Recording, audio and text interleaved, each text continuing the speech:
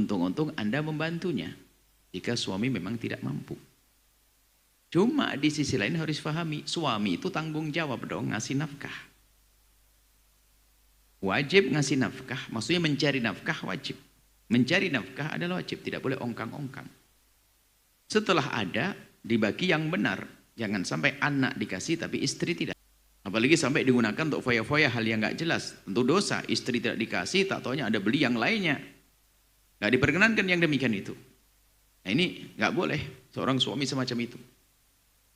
Akan tapi bagi seorang istri, kalau seandainya memang suaminya mungkin tidak mampu, menganggap Anda sebagai seorang istri mampu untuk berdiri sendiri, sementara anaknya nggak bisa apalagi masih sekolah, maka tidak ada salahnya jika Anda dengan sukarela, tinggal tata hati, Anda bersyukur, Anda bisa membantu suami, akan jadi amal baik ya, seperti yang disebutkan dalam hadis Nabi, seorang wanita yang memberi nafkah kepada suaminya, hal yang baik saja, lapangkan hati,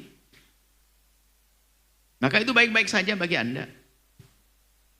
Segala sesuatu ngambil dari dompet Anda, itu tetap jadi pahala bagi Anda. Lebih baik Anda menata hati semacam ini daripada ada terus dirundung kesedihan, capek, marah, dan seterusnya.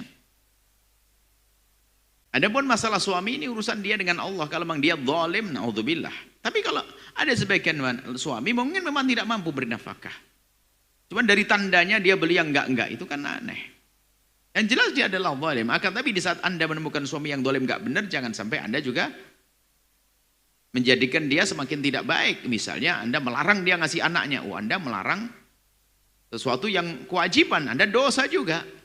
Makanya pertanyaan Anda ini bagi kami juga bermasalah. Kok Anda bertanya, itu kan anaknya.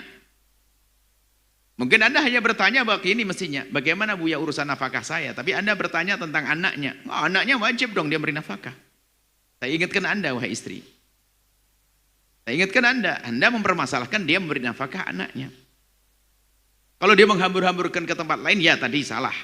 Tapi masalah anaknya, Anda tidak bisa menghalangi urusan nafkah kepada anaknya. Nah, kemudian kalau Anda bertanya, saya tidak diberi nafkah itu bagaimana? Duit saya yang habis, saya nggak pernah dikasih nafkah. Nafkah tidak cukup. Baik dia karena malas atau memang uangnya tidak ada.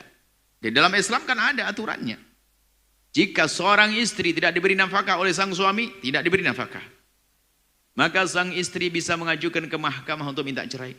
Karena apa? Kebutuhan seorang istri makan nggak bisa ditunda minggu depan, bulan depan nggak ada, harus kebutuhan makan, kebutuhan pakaian, kebutuhan tempat tinggal harus. Kecuali bagi seorang istri yang sudah merelakannya, ya lebih itu indah. Kadang seorang wanita, Anda mungkin saat ini mungkin Anda hanya perlu pencerahan saja. Pertanyaannya adalah mungkin Anda sangat membutuhkan suami Anda. Sebagai seorang suami yang memenuhi kebutuhan pribadi Anda, itu sudah luar biasa, sudah sangat cukup. Bukan Anda bertanya harus bagaimana berpisah, kami tidak menganjurkan perpisahan. Karena berpisah Anda menjadi tidak punya suami. Punya suami masih lumayan, Anda mendapatkan nafkah 200.000 per bulan masih lumayan daripada sudah tidak suami tidak dapat 200.000. Enggak, kebutuhan pribadi Anda enggak terpenuhi, kebutuhan nafkah zahir juga enggak terpenuhi. Itu lebih parah lagi keadaan semacam itu. Jadi harus cerdas dong wanita berpikir tuh. Jadi kalau ada seorang wanita punya suami tidak pernah memberi nafkah zahir tapi memberikan nafkah batin masih lumayan daripada enggak punya suami, enggak ada nafkah zahir, enggak ada nafkah batin. Itu jauh lebih bagus. Tapi seorang suami jangan seenaknya, naudzubillah, di hadapan Allah ada tanggung jawab ya. Hanya memberi kebutuhan batin saja, tapi tuanya urusan nafkah zahirnya tidak kasih, haram. Kecuali suami tidak mampu, sehingga kewajiban suami adalah mencari nafkah. Kalau sudah mencari lalu tidak mendapatkannya, tidak dosa. Yang nggak boleh adalah ongkang-ongkang, apalagi gantungan ngambil duitnya sang istri, dompet istri habis, nggak benar dia, tidak berusaha. Tapi kalau sudah suami sudah berusaha, maka nggak apa-apa dia, nggak dosa dia. Saya tidak tahu hakikatnya seperti apa yang terjadi di keluarga ini. Yang jelas Anda sebagai seorang istri, kalau memang Anda masih memerlukan sebagai seorang suami, kebutuhan pribadinya terpenuhi dan seterusnya, hanya urusan nafkah saja, Anda berkorban gak apa-apa. Anda berikan pada suami pahala.